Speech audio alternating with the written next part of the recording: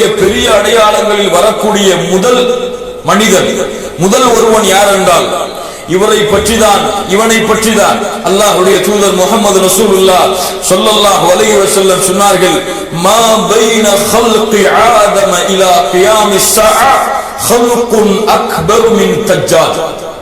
மறுமை உலகம் படைக்கப்பட்டதிலிருந்து மறுமை வரை இதை போன்ற ஒரு பெரிய செய்தியே கிடையாது தஜ்ஜாலை தவிர. இதை போன்ற மறுமை உலகம் ஆரம்பித்ததிலிருந்து மறுமை வரக்கூடிய சபை வரை இதை பற்றிய ஒரு செய்தியே கிடையாது தஜ்ஜாலை தவிர. அல்லாஹ்வுடைய தூதர் முஹம்மது ரசூலுல்லாஹ் ஸல்லல்லாஹு அலைஹி வஸல்லம் சொன்னார்கள், தஜ்ஜாலை குறித்து அறிவிப்பு செய்து எச்சரிக்காத எந்த ஒரு நபியும் இந்த பூமியில இருக்கவில்லை. எல்லா நபிமார்களும் இவனுடைய வருகையை குறித்து இவனுடைய பாதிப்புகளை குறித்து எச்சரிக்கை செய்திருக்கிறார்கள். ஆனால் அவர்கள் கூறாத ஒரு அம்சத்தை நான் கூறுகிறேன். இவனுடைய கண் ஒற்றை கண்ணாக இருக்கும், 2 கண்கள் இருக்கும், அதிலே ஒரு கண் குருடாக இருக்கும். ஆனால் இந்த அடையாளத்தை நபிமார்கள் கூறவில்லை. ஆனால் அல்லாஹ் ஒற்றை கண் உடையவன் அல்ல என்று அல்லாஹ்வுடைய தூதர் முஹம்மது ரசூலுல்லாஹ் ஸல்லல்லாஹு அலைஹி வஸல்லம் சொன்னார்கள். இவன் தன்னை அல்லாஹ் என்று வாதிடுவான் என்றும் சொன்னார்கள். கண்ணியத்துக்குரியவர்கள், இந்த மஸீஹ் தஜ்ஜால், மஸீஹ் என்றால் முதல் அர்த்தம் என்னவென்றால் உலகத்தை சுற்றி வருபவர். இந்த ஒரு பெயர் எந்த ஒரு நபிக்கும் இருந்தது. மஸீஹ் ஈசா இப்னு மரியம், ஈசா அலைஹிஸ்ஸலாத்து வஸ்ஸலாம் அவர்களுக்கும் இந்த ஒரு பெயர் இருந்தது. அவர்களும் பூமியிலே பிரயாணம் செய்த காரணத்தால் இந்த பெயர் அவர்களுக்கும் வந்தது என்று சொல்லப்படுகிறது மார்க்க அறிஞர்களால். இந்த தஜ்ஜால் இந்த பூமி முழுவதும் வலம் வருவான் 4 இடங்களை தவிர என்ற காரணத்தால் இவனுக்கும் இந்த மஸீஹ் என்ற ஒரு பெயர் வைக்கப்படுகிறது. அல்லது இவன் தொட்டால் நோய்கள் குணமாகும். எப்படி ஈசா அலைஹிஸ்ஸலாத்து வஸ்ஸலாம் தொட்டால் நோய்கள் குணமாகிறதோ, குஷ்ட நோய்கள் குணமாகுமோ, அது போன்று இவன் தொட்டாலும் நோய்கள் குணமாகும் என்ற காரணத்தாலும் இவனுக்கு இந்த பெயர் வந்தது என்று சொல்லப்படுகிறது. தஜ்ஜால் என்றால் ஏமாற்றுக்காரன் அல்லது மோசடிக்காரன், மக்களை ஏமாற்றக்கூடியவன் என்று அர்த்தம். இந்த மஸீஹ் தஜ்ஜால் இவனுடைய அடையாளம் என்னவென்றால் அல்லாஹ்வுடைய தூதர் முஹம்மது ரசூலுல்லாஹ் ஸல்லல்லாஹு அலைஹி வஸல்லம் அவர்கள் சொன்னார்கள், இவன் மனித இனத்தை சார்ந்தவன் தான். இவன் ஒரு வித்தியாசமான ஒரு படைப்போ ஒரு பிறவியோ அல்ல, இவன் ஆதமுடைய சந்ததியில் இருந்து வந்தவன் தான் என்று கூறிவிட்டு ஒரு மிக முக்கியமான அலசலுக்கு நாம் செல்கிறோம். கொஞ்சம் உங்கள் கவனங்களை என்னிடத்திலே கொடுங்கள். இவனை பற்றி ரசூலுல்லாஹி ஸல்லல்லாஹு அலைஹி வஸல்லம் உடைய காலத்திலே ஒரு சிறுவனை தஜ்ஜால் என்று மக்கள் சொன்னார்கள். ஒரு சிறுவனை தஜ்ஜால் என்று மக்கள் சொன்னார்கள். இவன் தஜ்ஜாலாக இருப்பான் என்று பல சஹாபாக்கள் சத்தியமிட்டு சொன்னார்கள். குறிப்பாக இப்னு உமர் ரலியல்லாஹு அன்ஹுமா இவர்கள் சத்தியமிட்டார்கள். அல்லாஹ்வுடைய தூதரிடத்திலே அனுமதி கேட்டுக்கொண்டே இருந்தார்கள். யா ரசூலுல்லாஹ், எனக்கு அனுமதி அளியுங்கள், இவனை வெட்டி வருகிறேன் என்று. ரசூலுல்லாஹி ஸல்லல்லாஹு அலைஹி வஸல்லம் அனுமதி கொடுக்கல. யார் இந்த மணி, யார் இந்த வாலிபன், யார் இந்த வாலிபன், இவனுடைய பேர் என்ன, பேர் என்ன? புகாரில பல ஹதீஸ் இவனை பத்தி வருது.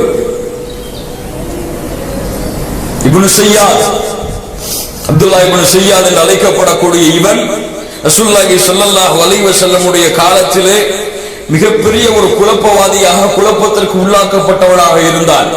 ரசூலுல்லாஹி ஸல்லல்லாஹு அலைஹி வஸல்லம் அவர்களுக்கே சந்தேகம் இருந்தது. ரசூலுல்லாஹி ஸல்லல்லாஹு அலைஹி வஸல்லம் அவர்களுக்கு சந்தேகங்கள் இருந்தது, இவன் யாராக இருப்பான் என்று. அல்லாஹ்வுடைய வஹி தெளிவாக அறிவிக்கப்படாத காரணத்தால் அல்லாஹ்வுடைய தூதர் ஸல்லல்லாஹு அலைஹி வஸல்லம் அவர்கள் மௌனம் காட்டினார்கள் இவனுடைய விஷயத்தில்.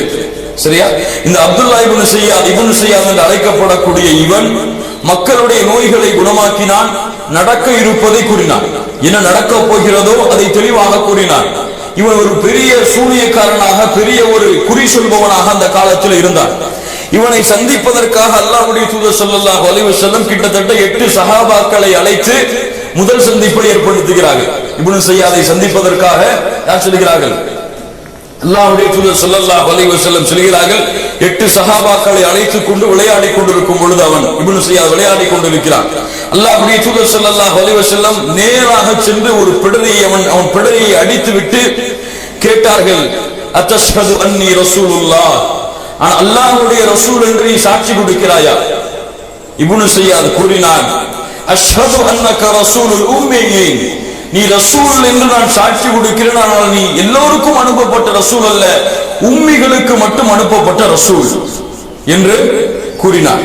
அதற்கு பிறகு அல்லாஹ்வுடைய தூதர் ஸல்லல்லாஹு அலைஹி வஸல்லமை பார்த்து இந்த இப்னு ஸையாத் கேட்டான், அத்தஷஹது அன்னி ரசூலுல்லாஹ், நீ என்னை ரசூலுல்லாஹ் என்று நீ ஏற்றுக்கொள்கிறாயா? அல்லாஹ்வுடைய ரசூல் என்று என்னை ஏற்றுக்கொள்கிறாய் என்று யாரிடத்தில் கேட்கிறார்? அல்லாஹ்வுடைய தூதர் ஸல்லல்லாஹு அலைஹி வஸல்லம் அவர்களிடத்தில் கேட்கிறான்.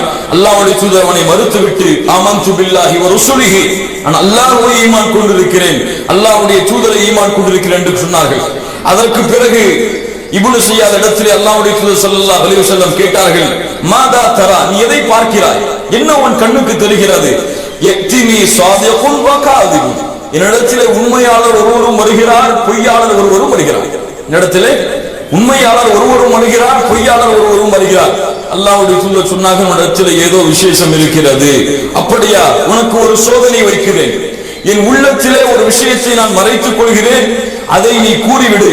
என் உள்ளத்திலே ஒரு விஷயத்தை நான் மறைத்து வைத்திருக்கிறேன், அதை நீ சொல் என்று சொன்ன மாத்திரத்திலேயே அல்லாஹ்வுடைய தூதர் முஹம்மது ரசூலுல்லாஹி ஸல்லல்லாஹு அலைஹி வஸல்லம் உள்ளத்திலே வைத்திருந்ததை சொல்லிவிட்டாங்க. ரசூலுல்லாஹி ஸல்லல்லாஹு அலைஹி வஸல்லம் துகான் பி துகானி முபீன் என்று வரக்கூடிய குர்ஆன் வசனத்திலே துகான் என்ற வார்த்தையை மனதிலே வைத்திருந்தார்கள். இவன் துக் துக் என்று சொல்லிவிட்டான். அல்லாஹ்வுடைய தூதர் ஸல்லல்லாஹு அலைஹி வஸல்லம், இவனை விடுங்கள், நீ உன் சக்திக்கு மீறி எதையும் செய்ய முடியாது, உன்னுடைய நாட்டத்திற்கு மீறி எதுவும் செய்ய முடியாது என்று சொன்னவுடன் அல்லாஹ்வுடைய தூதர் அழைத்து சென்ற ஒரு சிறந்த நபி தோழர், எப்ப பார்த்தாலும் வாழ தூக்கிடுவாங்க. யார் அவங்க?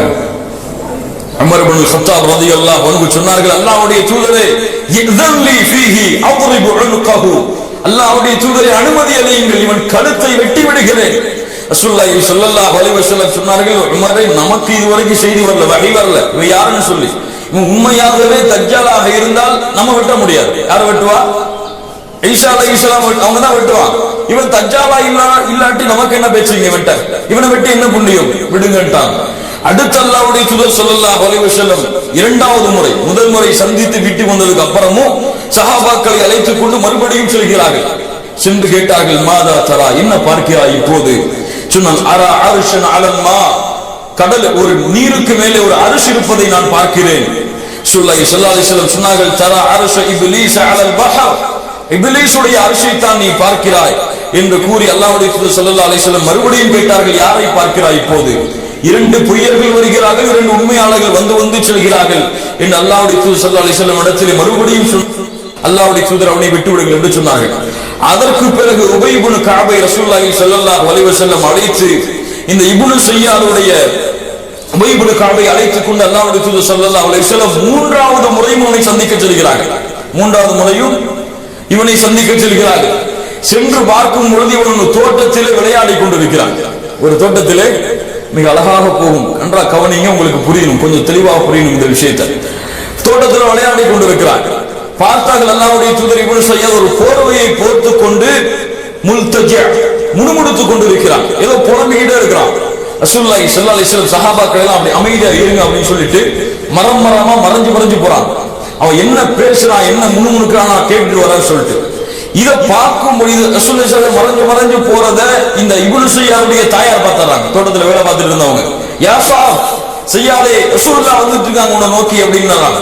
உடனே வெளிச்சறான். ரசூலுல்லாஹி ஸல்லல்லாஹு அலைஹி வஸல்லம் சொன்னார்கள், லவ் தரகத்துஹு பையின், அவர் விட்டிருந்தார் நான் அதை விளக்கி இருப்பேன் உங்களுக்கு, ஆனால் காட்டி கொடுத்து விட்டார் என்று அல்லாஹ்வுடைய தூதர் ஸல்லல்லாஹு அலைஹி வஸல்லம் சொன்னார்கள். அதற்கு பிறகு அல்லாஹ்வுடைய தூதர் ஸல்லல்லாஹு அலைஹி வஸல்லம் மறுபடியும் இப்னு ஸையாதுடைய தாயிடத்தில் ஒரு சஹாபியை அனுப்பி, இவனை வயிற்றுல எத்தனை மாசம் சுமந்தீங்கன்னு கேட்டு வாங்குகிறாங்க. வயிற்றுல எத்தனை மாசம் இவனை சுமந்தீங்க? அப்ப சொன்னாங்க, அவங்களுடைய தாயாய் 12 மாதங்கள் இவனை வயிற்றிலே சுமந்தேன். எத்தனை மாதம்? 12 மாதம் வயிற்றிலே இவனை சுமந்தேன். அடுத்த அல்லாஹ்வுடைய தூதர் ஸல்லல்லாஹு அலைஹி வஸல்லம் கேட்டு வர்றாங்க, பிறந்த உடனே எவ்வளவு கத்துனான், என்ன சொன்னா? பிறந்த உடனே கீழே விழுந்த உடனே என்ன சொன்னா? தாயார் சொன்னாங்க, 1 மாசத்துக்கு பிறகு குழந்தை கத்தக்கூடிய சத்தத்தை இவன் கத்தினான் என்று அல்லாஹ்வுடைய தூதர் ஸல்லல்லாஹு அலைஹி வஸல்லம் சொன்னார்கள். அதற்கு பிறகு அல்லாஹ்வுடைய தூதர் ஸல்லல்லாஹு அலைஹி வஸல்லம் அந்த சஹாபிக்கு செய்தி அனுப்புறாங்க, 2 விஷயத்தை மனசுல இப்ப நான் மறைச்சிருக்கேன், அவன்கிட்ட போய் கேட்டுவாங்க அது என்னன்னு சொல்லி.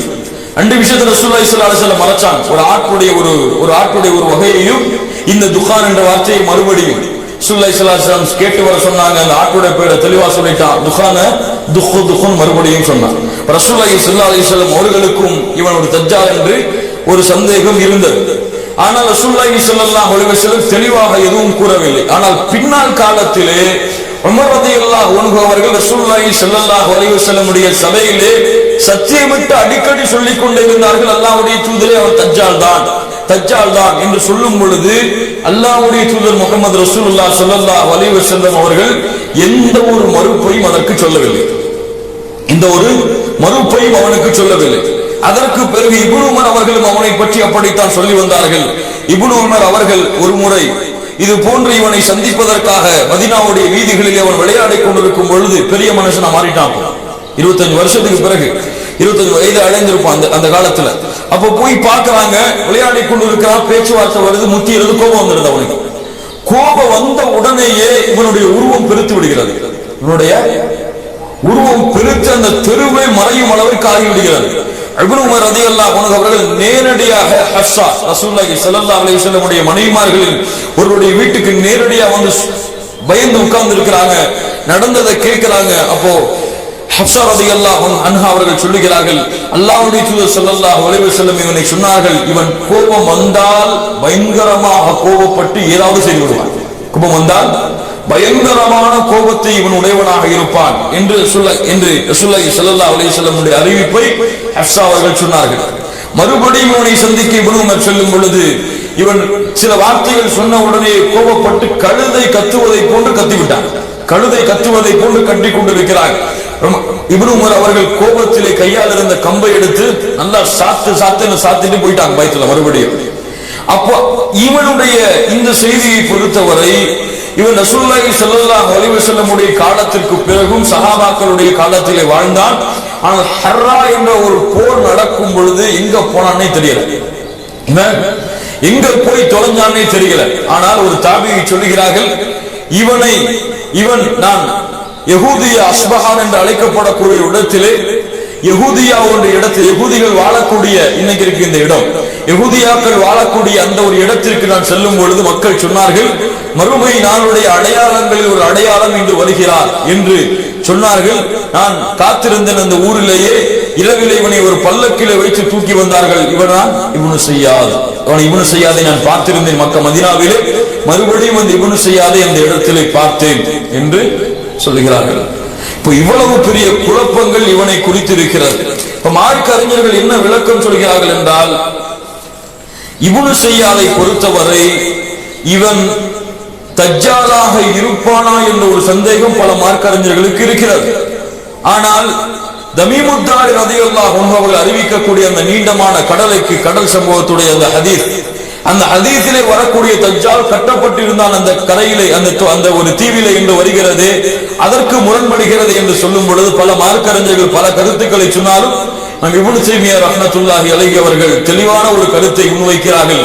ரசூலுல்லாஹி ஸல்லல்லாஹு அலைஹி வஸல்லம் மறுமையுடைய அடையாளத்தை சொன்னார்கள். 30 தஜ்ஜால்கள் தோன்றுவார்கள். அவர்கள் ஒவ்வொருவரும் தன்னை அல்லாஹ்வுடைய ரசூல் என்று வாதிடுவார்களே, அந்த 30இல் ஒன்றாக இவன் இருக்கலாம். ஆனால் பெரிய தஜ்ஜால் தமீமுத்தாரி ரலியல்லாஹு அன்ஹு அறிவிக்கக்கூடிய அந்த ஒரு தஜ்ஜாலாகத்தான் இருப்பான் என்று ஒரு விளக்கத்தை சொல்கிறார்கள். இன்னொரு மார்க்க அறிஞர்கள் இவன் தஜ்ஜால் அல்ல, இவனிடத்திலே ஜின்களுடைய குழப்பம் இருந்திருக்கலாம். அதன் காரணமாகத்தான் அவன் கேட்கும் பொழுது அரிசி கடலில் இருந்தது, ஷைத்தானுடைய அரிசியை பற்றி கூறினான், பொய்யர்களும் உண்மையாளர்களும் வந்து சொல்கிறார்கள் என்று கூறினான், நடப்பதை கூறினான். இதுவெல்லாம் ஷைத்தானால் தீண்டப்பட்டவர்களுக்கு ஏற்படக்கூடிய ஒரு செயலின் காரணமாக இது அந்த செயலாக இருக்கலாம் என்று விளக்கம் கொடுக்கிறார்கள். இதுல எல்லா விளக்கமும் தெளிவாக நமக்கு புரியவில்லை என்றாலும் அல்லாஹ் அறிந்தவர். இதை பற்றிய வார்த்தை ரசூலுல்லாஹி ஸல்லல்லாஹு அலைஹி வஸல்லம் தெளிவாக கூறாத காரணத்தால் இதை குறித்த செய்திகள் எல்லாம் அல்லாஹ்விடத்தில் தான், ஞானங்கள் எல்லாம் அல்லாஹ்விடத்தில் தான். இந்த தஜ்ஜாலை பற்றி இன்று பலர் பலவாறாக தெரிவிக்கிறார்கள். சிலர் தஜ்ஜாலை யூதர்கள் என்று வர்ணிக்கிறார்கள். இன்று வரக்கூடிய சில மார்க்க அறிஞர்களில் சிலர், குறிப்பாக ஆங்கிலம் பேசக்கூடிய மார்க்க அறிஞர்களில் சிலர் தஜ்ஜாலை யூதர்கள் தான் வந்து விட்டார்கள் என்று சொல்கிறார்கள். அதுவும் ஏற்கத்தக்க கருத்து அல்ல.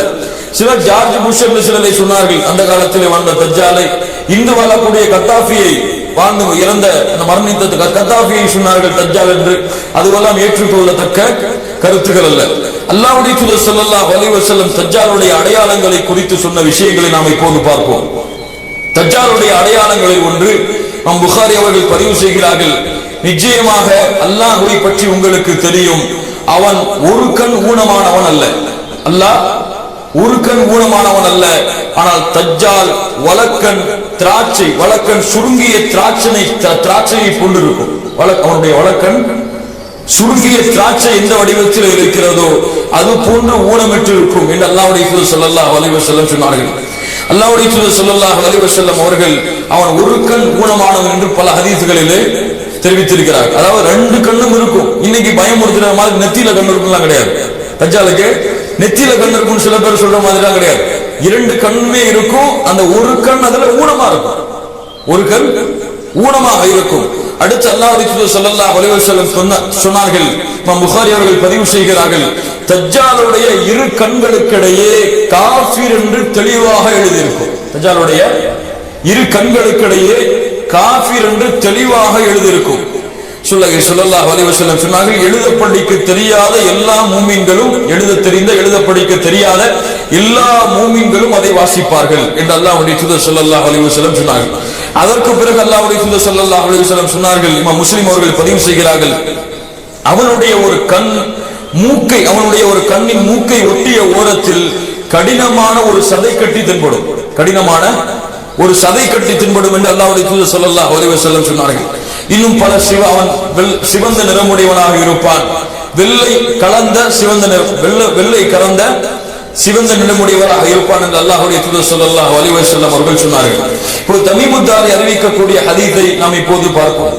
ஸல்லல்லாஹு அலைஹி வஸல்லம் அவர்கள் ஒரு முறை சொன்னார்கள், அஸ்ஸலாத்துல் ஜாமிஆ, தொழுகைக்கு நீங்கள் விரைந்து ஜமாஅத்துடைய தொழுகைக்கு வாருங்கள். அதாவது ஃபர்தான தொழுகை இல்லை, இது விசேஷமான ஒரு தொழுகை, ஜமாஅத்துடைய தொழுகைக்கு நீங்கள் விரைந்து வாருங்கள் என்று அல்லாஹ்வுடைய தூதர் ஸல்லல்லாஹு அலைஹி வஸல்லம் அறிவிப்பதை செவியுற்று நான் பள்ளிவாசலுக்கு சென்றேன். ரசூலுல்லாஹி ஸல்லல்லாஹு அலைஹி வஸல்லமோடு தொழுது முடித்ததும் நபி ஸல்லல்லாஹு அலைஹி வஸல்லம் சிரித்துக் கொண்டு மிம்பரில் அமர்ந்திருந்தார்கள். ஒவ்வொருவரும் தொழுத இடத்திலே அமர்ந்திருந்தார்கள். ரசூலுல்லாஹி ஸல்லல்லாஹு அலைஹி வஸல்லம் அவர்கள், நான் உங்களை ஏன் கூட்டினேன் என்பதை நீங்கள் அறிவீர்களா என்று கேட்டார்கள். இப்ப சஹாபாக்கள் சொன்னாங்க, அல்லாஹு வ ரசூலுஹு அஅலம், அல்லாஹ்வும் அல்லாஹ்வுடைய தூதரும் தான் நன்கு அறிந்தவர்கள். அப்போது சொன்னார்கள், அச்சமூட்டவோ ஆர்வமூட்டவோ உங்களை நான் கூட்டவில்லை. தமீமுத் தாரி அவர்கள் கிறிஸ்தவராக இருந்தார், அவர் இஸ்லாத்தை ஏற்றுக்கொண்டார். தஜ்ஜால் பற்றி நான் உங்களுக்கு கூறி வந்ததற்கேற்ப அவர் ஒரு செய்தியை என்னிடத்திலே கூறினார். அவர் என்ன சொன்னார் என்றால், லக்கும் சுகாம் ஆகிய கோத்திரத்தை சேர்ந்த 30 நபர்களோடு நான் கடலிலே பயணமானேன். ஒரு மாதம் அலைகளால் நாங்கள் அலக்கடிக்கப்பட்டோம். ஒரு மாதம் கடல் அலைகளால் நாங்கள் அலக்கடிக்கப்பட்டுக் கொண்டிருந்தோம். சூரியன் மறையும் நேரத்தில் ஒரு தீபகற்பத்தில் நாங்கள் ஒதுங்கினோம். நல்ல கவனமா கேளுங்க, இதுல இருந்தான் கேள்வி வரும் அதிகமா. தீபகற்பத்திலே நாங்கள் ஒதுங்கினோம். சிறு கப்பலில் ஏறி தீபகற்பத்தை நுழைந்தோம். அந்த வேறொரு கப்பல்ல ஏறி தீபகற்பத்தை நாங்கள் அடைஞ்சிட்டோம். அப்போது அதிகமான மயிர்களை கொண்ட ஒரு பிராணி எங்களை எதிர்கொண்டது, எங்களை அழைத்தது. அதிகமான மயிர்கள் இருந்ததால் அப்பிராணியின் மலப்பாதை எது, சிறுநீர் பாதை எது என்று எங்களுக்கு அடையாளம் தெரிய முடியாத அளவுக்கு அதிகமான மயிர்கள் அந்த விலங்கினத்திற்கு இருந்தது. அப்போது நான் உனக்கு கேடு உண்டாகட்டும், நீ என்ன பிராணி என்று கேட்டோம். அப்போது நான் ஜஷஷா என்ற பிராணி கூறியது, நீங்கள் இந்த மடத்தில் உள்ள மனிதனிடம் செல்லுங்கள், அவர் உங்களை பற்றி அறிவதில் மிக ஆர்வமுடையவராக இருக்கிறார் என்று கூறி அனுப்பியது. அப்போது நாங்கள் வேகமா போய் அந்த மடாலயத்தை அறிஞ்சோம். அப்போ ஒரு பருமனான ஒரு மனிதனை பார்த்தோம், நல்ல குண்டா ஒரு மனிதன். அவனை போன்ற ஒரு படைப்பை இதுவரை நாங்கள் பார்த்ததே இல்லை. அவனுடைய கரண்டை கால்களும் முட்டுக்கால்களும் இரும்பினால் கட்டப்பட்டிருந்தது. கரண்டை கால்களும் முட்டுக்கால்களும் இரும்பினால் கட்டப்பட்டிருந்தது.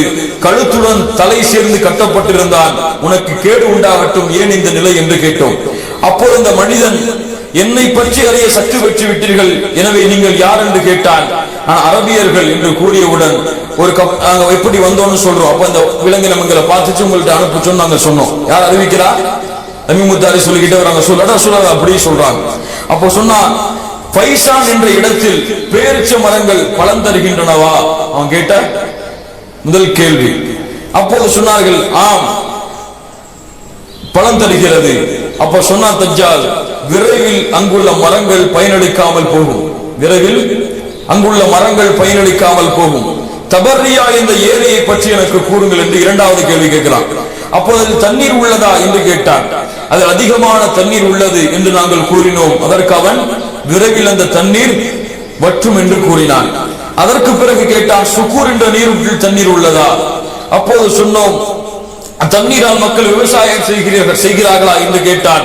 அதற்கு நாங்கள் ஆம் என்றோம், தண்ணீர் அதிகமாகவே உள்ளது, அதில் விவசாயம் செய்கிறார்கள் என்றோம். அதற்கு பிறகு அவன் கேட்டான், உம்மி சமூகத்தில் தோன்றக்கூடிய நபியின் நிலை என்ன என்று கேட்கும் பொழுது, தோன்றிவிட்டாரா, அவர் மக்காவில் இருந்து மதீனாவிற்கு வந்து விட்டாரா என்று கேட்டான். நாங்கள் ஆம் என்றோம். அரபுகள் அவருடன் போர் செய்தார்களா என்று கேட்டான். நாங்கள் ஆம் என்றோம். அதற்கு பிறகு நீங்கள் அவருக்கு கட்டுப்படுவதே நல்லது என்று கூறினான். நான் இப்போது என்னை பற்றி கூறுகிறேன் என்று கூறி, நான் தான் தஜ்ஜாலாவேன், வெகு விரைவில் எனக்கு அனுமதி வழங்கப்படலாம், அப்போது நான் வெளியே வருவேன், பூமி முழுவதும் பயணம் செய்வேன், 40 நாட்களில் எந்த ஊரையும் நான் அடையாமல் இருக்க மாட்டேன். ஆயினும் மக்கா மதீனா ஆகிய 2 ஊர்களை தவிர அவ்விரு ஊர்களிலும் எனக்கு விளக்கப்பட்டுள்ளன. நான் நுழையும் போதெல்லாம் ஒரு மலக்கு தன் இடத்தில் இருக்கக்கூடிய வாளை வைத்துக் கொண்டு என்னை விரட்டி கொண்டே இருப்பார். 2 ஊரிலும் என்னால் நுழைய முடியாது என்று கூறி அல்லாஹ்வுடைய தூதர் ஸல்லல்லாஹு அலைஹி வஸல்லம் இடத்திலே இந்த சம்பவத்தை கூறுகிறார்கள். அதற்கு பிறகு ரசூலுல்லாஹி ஸல்லல்லாஹு அலைஹி வஸல்லம் தன்னுடைய கைத்தடியால் சொல்லிக் கொண்டு ரசூலுல்லாஹ் மிம்பர்ல தட்டுறாங்க, இது மதீனா தைபா தூய நகரம், இது தைபா தூய நகரம், இது தைபா என்று கூறிவிட்டு, இதே விஷயத்தை முன்பே நான் உங்களிடம் கூறியிருக்கிறேன் அல்லவா என்று மக்களிடத்தில் கேட்டார்கள். மக்கள் ஆம் என்று சொன்னார்கள். அறிந்து கொள்க, நிச்சயமாக அவன் ஷாம் நாட்டின் கடல் பகுதியில் இருக்கிறான், அவன் யமன் நாட்டின் கடல் பகுதியில் இருக்கிறான், இல்லை இல்லை அவன் கிழக்கு திசையில் இருக்கிறான் என்று 3 முறை அல்லாஹ்வுடைய தூதர் ஸல்லல்லாஹு அலைஹி வஸல்லம் கூறினார். இந்த அறிவிப்பு இதோடு முடியுது. அப்ப தஜ்ஜாலை பற்றி அல்லாஹ்வுடைய தூதர் ஸல்லல்லாஹு அலைஹி வஸல்லம் கூறிய அடையாளங்கள் இதுதான். அவன் தன்னை கடவுள் என்று வாதிடுவான், பல அற்புதங்களை நிகழ்த்துவான். வானத்திலிருந்து மழையை பொழிய வைக்க சொல்லுவான், மழை பொய்யும். பூமியிலிருந்து தாவரங்களை விளைவிக்க சொல்லுவான், விளைவிக்கும். ஒரு மனிதனை கூப்பிட்டு வெட்டுவான், அவன் உயிர் போகும், மறுபடியும் அழைப்பான், உயிர் வரும். இப்படி பல அதிசயங்களை இந்த தஜ்ஜால் ஏற்படுத்துவான். இன்னும் பல அதிசயங்கள், குஷ்ண நோய்களை போக்குவான், சூனியத்தை எடுப்பான், பல அதிசயங்களை இவன் நிறைவேற்றுவான். இவனுக்கு பின்னால் அதிகமாக துருக்கிகள் சொல்லுவார்கள், இவனுக்கு பின்னால் அதிகமாக துருக்கிகள் சொல்லுவார்கள், அதிகமாக பெண்கள் சொல்லுவார்கள். இவனுடைய அதிசயத்திற்கு பின்னால் யார் சொல்லுவார்கள்? அதிகமாக பெண்கள் தான் சொல்லுவார்கள். இன்னும் பார்க்கிறோம், யாராவது ஒரு மேஜிக்கை காமிச்சிட்டாலே பெரிய அவுளியா ஆன மாதிரி அவர் பின்னாடி பெண்கள் கூட்டம் போறதை பார்க்கிறோம். இதை பார்த்தவுடன், பெண்கள் கூட்டம் அதிகமாக பார்த்ததை உடன் ஆண்கள் எல்லாம் வீடுகளுக்கு வேக வேகமாக வந்து தங்களுடைய மனைவிமார்களையும் தங்களுடைய பிள்ளைகளையும் கயிற்றால் கட்டி விடுவார்கள். எங்க போயிடுவாங்களோன்னு பயந்து கயிற்றாலும் கம்பிகளாலும் அவர்களை கட்டி பிணைத்து விடுவார்கள். அந்த அளவு இவனுடைய குழப்பம் இருக்கும். இவனை பலஸ்தீனிலே ஒரு இடத்திலே வைத்து, துர் என்ற ஒரு இடத்திலே, லுத் என்ற ஒரு இடத்திலே வைத்து ஈசா அலைஹிஸ்ஸலாத்து வஸ்ஸலாம் அவர்கள் கொல்லுவார்கள் என்று அல்லாஹ்வுடைய தூதர் ஸல்லல்லாஹு அலைஹி வஸல்லம் அவர்கள் சொன்னார்கள். இது போதும் தஜ்ஜாலை பற்றி நாம் தெரிந்து கொள்வதற்கு. தஜ்ஜாலை விட்டு பாதுகாப்பதற்காக அல்லாஹ்வுடைய தூதர் ஸல்லல்லாஹு அலைஹி வஸல்லம் அவர்கள் 4 விஷயங்களை சொன்னார்கள். ஒன்று, தஜ்ஜாலை விட்டு பாதுகாப்பதற்கு முதலாவதாக ஈமான் இருக்க வேண்டும். இரண்டாவது, ஒவ்வொரு அத்தஹியாத்துடைய தொழுகையிலும் அல்லாஹ்வுடைய அத்தஹியாத்துடைய நிலைமையில் அல்லாஹ்வுடைய தூதர் ஸல்லல்லாஹு அலைஹி வஸல்லம் தஷஹ்ஹுடைய அந்த நிலைமையில் அல்லாஹும்ம இன்னி அஊது பிக மின் ஃபித்னத்தி மஸீஹ் தஜ்ஜால் என்ற ஒரு துஆவை அல்லாஹ்வுடைய தூதர் ஸல்லல்லாஹு அலைஹி வஸல்லம் ஒவ்வொரு தொழுகையிலும் ஓதினார்கள், ஓத சொன்னார்கள். இது இரண்டாவது. மூன்றாவது, சூரத்துல் கஹ்ஃபுடைய முதல் 10 வசனங்களையும் கடைசி 10 வசனங்களையும் யார் மனனம் செய்கிறார்களோ அவர்களுக்கு தஜ்ஜாலுடைய சோதனையிலிருந்து பாதுகாப்பு கிடைக்கும் என்று சொன்னார்கள். தஜ்ஜாலை நீங்கள் கண்டால் சூரத்துல் கஹ்ஃபுடைய முதல் 10 வசனங்களை நீங்கள் ஓதுங்கள் என்று அல்லாஹ்வுடைய தூதர் ஸல்லல்லாஹு அலைஹி வஸல்லம் சொன்னார்கள். நான்காவது, மக்கா மதீனாவிலே அடைக்கலமாகுது. மக்கா மதீனா ரசூலுல்லாஹி ஸல்லல்லாஹு அலைஹி வஸல்லம் மேலும் சொன்னார்கள், பைத்துல் முகத்தஸ், தூர் மலைக்கு கீழே உள்ள மஸ்ஜிது தூர், இந்த 4 பள்ளிகளை தவிர வேறு எல்லா இடங்களிலும் பூமியிலே அவன் சுற்றித் திருவான். 40 நாட்கள் இந்த பூமியிலே வாழ்வான். அதிகமான எண்ணிக்கை அல்ல, ஆனால் உலகம் முழுவதும் சென்று பல குழப்பங்களை, ஃபித்னாக்களை ஏற்று தன்னை கடவுளாக நம்ப வைப்பான். பிறரை கையிலே ஒரு கையிலே சொர்க்கத்தை வைத்திருப்பான், மறுகையிலே நரகத்தை வைத்திருப்பார். யார் அவனுடைய சொர்க்கத்திலே நுழைகிறார்களோ அவன் நரகத்திலே நுழைவார்கள், யார் அவனுடைய நரகத்திலே நுழைகிறார்களோ அவர்கள் சொர்க்கத்தில் நுழைவார்கள் என்று அல்லாஹ்வுடைய தூதர் ஸல்லல்லாஹு அலைஹி